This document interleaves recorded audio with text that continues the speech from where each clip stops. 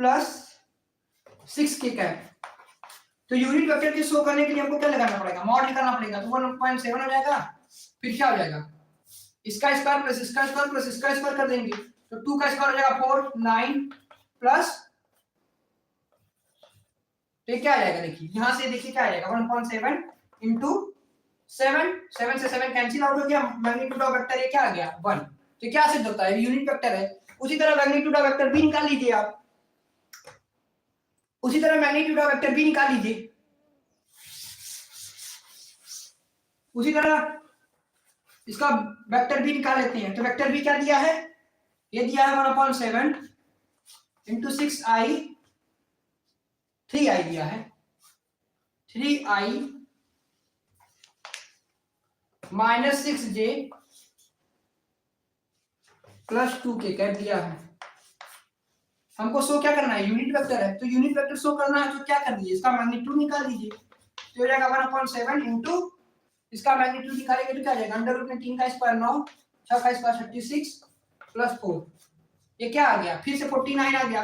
Root में 49 किसका square होता है, तो 7 का होता है, तो यहाँ से आ जाएगा 1/7 इंटू 1/7, तो क्या आ जाएगा 1।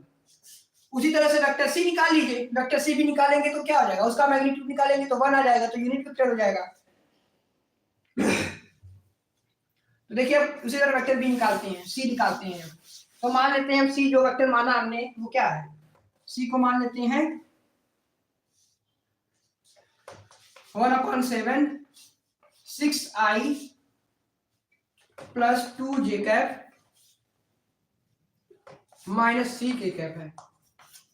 तो इसका भी मैग्नीट्यूड निकाल लीजिए आप, मैग्नीट्यूड निकालेंगे तो क्या हो जाएगा, ये देखिए 1/7 इंटू रूट में 36 प्लस 4 प्लस 9, ये क्या हो गया, ये 1/7 इंटू 7, वैल्यू क्या आ गई 1। तो ये क्या है, यूनिट वेक्टर है। तो यहाँ से आप देख सकती हैं कि mod of A plus mod of B equal to mod of B और mod of C equal to 1 है। तो हेंस क्या होता है, hence it is a unit vector. तो hence it is a unit vector.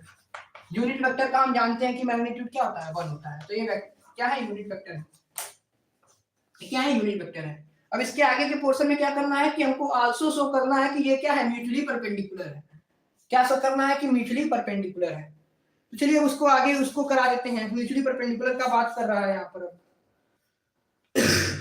Mutually perpendicular की बात कर रहा है, इतना इरेज कर देते हैं वो। तो यूनिट वेक्टर शो करने के लिए मैंने आपको दिखा दिया कि इसका मैग्नीट्यूड क्या आ गया 1 आ गया, तो यूनिट वेक्टर से ये प्रूव हो गया। अब इसके आगे में क्या करना है कि क्या है, ये म्यूचुअली परपेंडिकुलर है। तो जो वेक्टर मान लेते हैं, जो क्वेश्चन नंबर 5 का सेकंड पार्ट है, म्यूचुअली परपेंडिकुलर शो कर रहे हैं। तो वेक्टर ए माना हमने क्या है 1/7 into 2i cap plus 3j cap plus 6k cap, और वेक्टर बी क्या मान लेते हैं, वेक्टर बी आपका है 1/7 3i cap minus 6j cap plus 2k cap दिया है। तो इसको म्यूचुअली परपेंडिकुलर शो करना है तो क्या करेंगे, हम सबसे पहले क्या करेंगे, a डॉट बी निकाल लीजिए आप। उसी तरह वेक्टर सी को भी लिख देते हैं, वेक्टर सी को भी लिख लेते हैं। वेक्टर सी क्या दिया है, वेक्टर सी दिया है 1/7 6i cap plus 2j cap minus 3k cap दिया है, इसको वेक्टर सी मान लेते हैं। तो म्यूचुअली परपेंडिकुलर के लिए देखिए क्या करेंगे, अब मैं आपको यहाँ पर बता देता हूँ थोड़ा सा कि a डॉट बी निकाल लीजिए आप, और b डॉट सी निकाल लीजिए आप, और a डॉट सी निकाल लीजिए आप। अगर इन तीनों की वैल्यू इक्वल टू 0 आती है तो ये क्या हो जाएगा, म्यूचुअली परपेंडिकुलर होगा। तब इसके आगे का प्रोसेस आप खुद से करेंगे, आप a डॉट बी निकालेंगे, इसका इसमें मल्टीप्लाई कर लेंगे, i में i, j का j और k से k। तो यहाँ से आपको a डॉट a जो मिलेगा, अगर उसकी वैल्यू इक्वल टू 0 आती है, उसी तरह b डॉट c की वैल्यू इक्वल टू 0 आती है, और a डॉट c, तीनों की कंडीशन चेक करेंगे। अगर तीनों इक्वल टू क्या आते हैं 0 आते हैं, इनका डॉट प्रोडक्ट आपस में इक्वल टू 0 आता है तो क्या हो जाएगा, ये म्यूचुअली परपेंडिकुलर हो जाएगा। तो इस तरह से आप म्यूचुअली परपेंडिकुलर को अपने खुद से ट्राई करेंगे, ए डॉट बी निकालेंगे, फिर बी डॉट सी, फिर ए डॉट सी निकालेंगे। अगर तीनों की वैल्यू इक्वल टू 0 आती है तो ये क्या कहलाएगा, ये आपका म्यूचुअली परपेंडिकुलर है। अब उसके आगे की बात करते हैं। अब उसके आगे की बात करते हैं, देखिए क्वेश्चन नंबर 6 की बात करते हैं अब हम।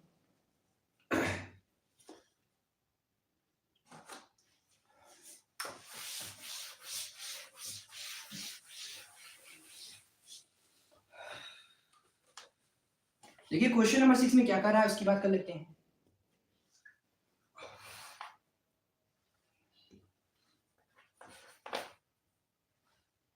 हमको फाइंड करना है, फाइंड क्या करना है, फाइंड करना है मैग्नीट्यूड ऑफ वेक्टर ए और magnitude of vector B find करना है। और इसके आगे क्या कर रहा है, इफ अगर हमको vector A plus vector B और vector A minus vector B दिया है किसके इक्वल टू 8 के इक्वल टू दिया है, और mod of vector A equal to क्या दिया है, 8 time of mod of vector B दिया है। तो हमको क्या करना है, फाइंड करना है मैग्नीट्यूड ऑफ वेक्टर ए और मैग्नीट्यूड ऑफ वेक्टर बी। तो चलिए यहां से फाइंड करते हैं हम, यहां से इसको फाइंड करते हैं। तो देखिए क्या करेंगे यहाँ पर अब,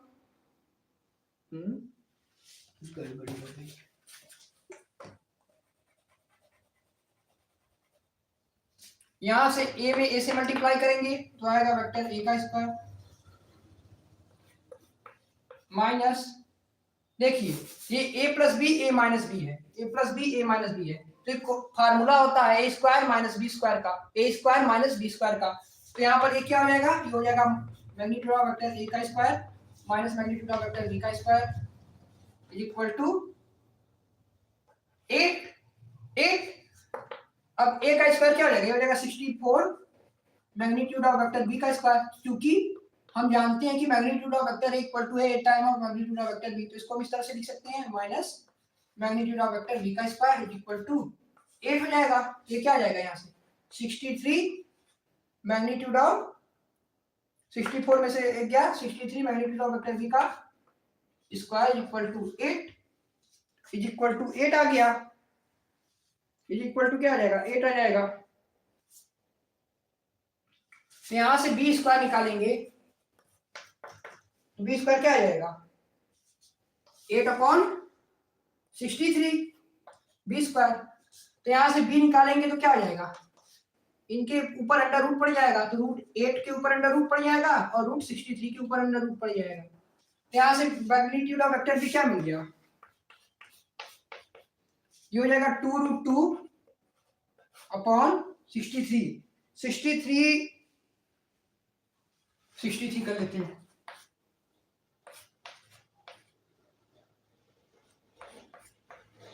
तो देखिए क्या मिलेगा यहां से हमको, ये क्या मिलेगा, ये मैग्नीट्यूड ऑफ वेक्टर बी का वैल्यू आ गया, मैग्नीट्यूड ऑफ वेक्टर बी का वैल्यू आ गया।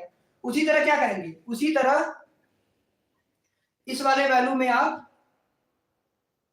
यहां से इस तरह से आप यहां से मैग्नीट्यूड ऑफ वेक्टर ए निकाल सकती हैं। तो बी की वैल्यू हमने निकाल लिया, कितना आया, बी की वैल्यू आया 2√2/3√7, यही मैग्नीट्यूड ऑफ वेक्टर ए आया। क्वेश्चन नंबर 6 देखिए यही इसका आंसर होगा।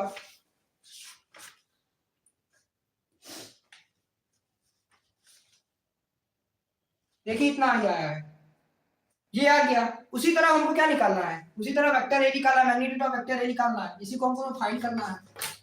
तो वेक्टर ए कैसे निकलेगा,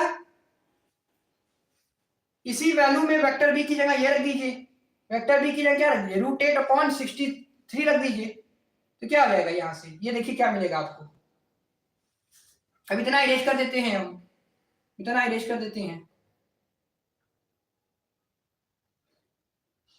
तो चलिए बी की वैल्यू इतना आ गई, अब हम इतना इरेज कर देते हैं।